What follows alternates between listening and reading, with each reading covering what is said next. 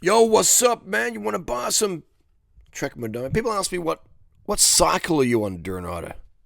You looking swole.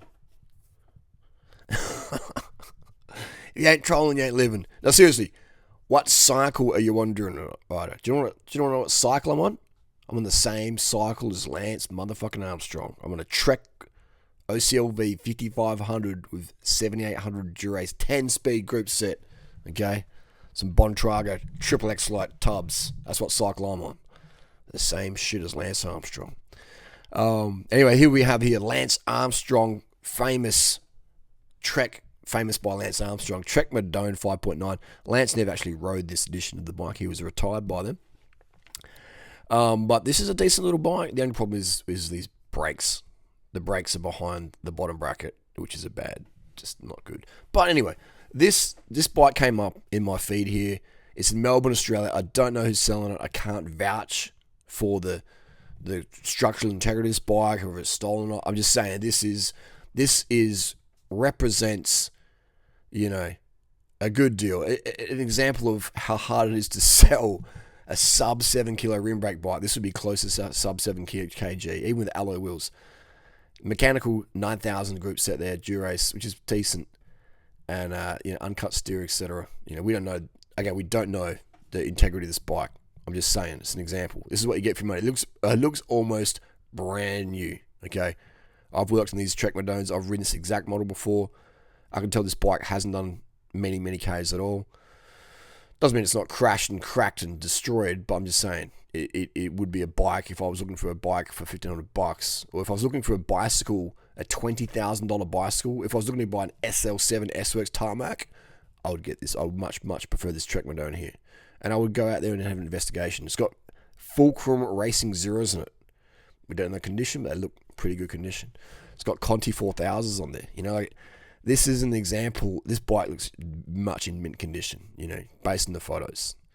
It hasn't seen a lot of Ks. Like, when you've worked on as many bikes as I have, when you've ridden as many bikes as I have, when you've owned as many bikes and bought and sell as many bikes as I have, you get a pretty good idea just from photos of the condition of the bike, the vibe, and I can feel this bike is very, very low mileage, okay?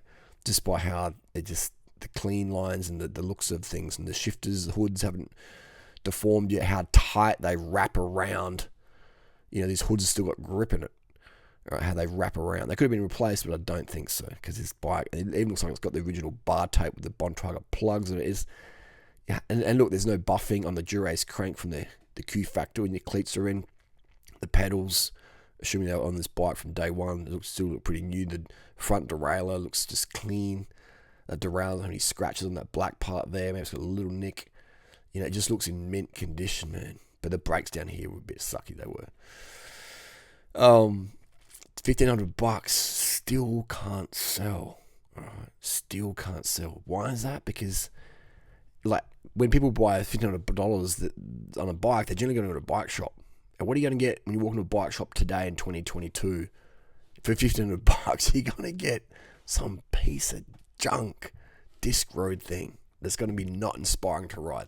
Literally, this Trek here, I almost said TCR, this Trek here is better than any bike in the world tour today. Disc brake road disc. This Trek would be, the pros would be like, please let me have that. Yeah, it's got shitty brakes on the bottom bracket, but they're better than my disc brake clunker, road disc, which we're talking about here. Disc for dirt, rim for road. It's crazy what you can get for your bike. I sold a bike today to a mate for $300, an Orbea with 10-speed Tiagra, and it's gonna serve him really, really well. We're doing a bit of a bike fit on him and just riding around, and easy to service, easy to replace parts on. It's just going to be a good experience for him, and it's like, not many people out there are going to get a good road bike experience. These are the bikes, these 10-speed Tiagras, rim road, or these Durace things. If you want something a bit lighter, it's more fragile though. These are the things that really make people fall in love with the sport of road cycling. Not just the sport of road cycling, the lifestyle of road cycling. I'm 45, I've never had a driver's license.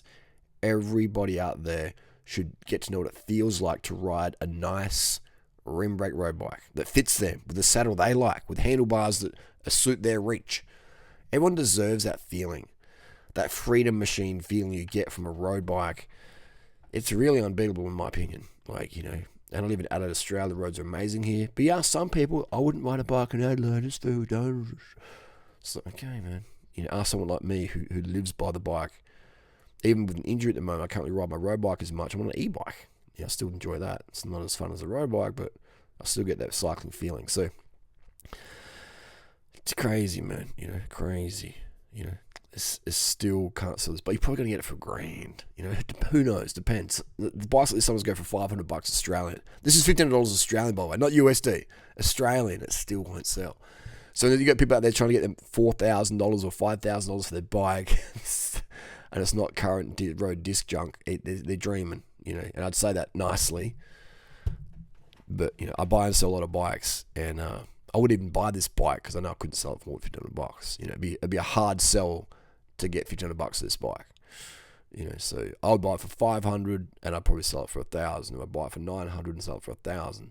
But even then, selling for $1,000, mate, road cyclists are really, most of them are, not most of them, but probably 80% closet gay. The rest have eating disorders, and only a fraction percent are into performance and good road quality feel. Right? A fraction of those people out there, And to get through to them, it's just really, really tough. But I find it very, very interesting. And there's nothing wrong if you're gay, by the way. I'm just saying, if you're in the closet, come out, life's easier. So anyway, that's the deal. Bit off tangent there, But they're these bikes. I've ridden this Trek Madone before, this exact model. They ride nice, man. They ride nice. This is a 2012 model, 2013 model, and carried over into 2014. Actually, no, 2013, 2014. It's amazing what you get for your money secondhand now, if you know what to look for. If you want to get a sick deal on a sick bike, you want me to coach you through that, join my coaching group, durianrider.com. Everyone in that group rides nice bikes. All right, everyone gets this sick deal. All right, no one pays more than they have to. No one gets the bike that's the wrong size, etc. And they get support from that. Walk you through it hand by hand, one-on-one coaching. I'm always there. You got a question, you ask it. I'll answer it that day or the next day. Any question you think I can help you with, boom, we get it done. durianrider.com. Life's too short to ride shit bikes.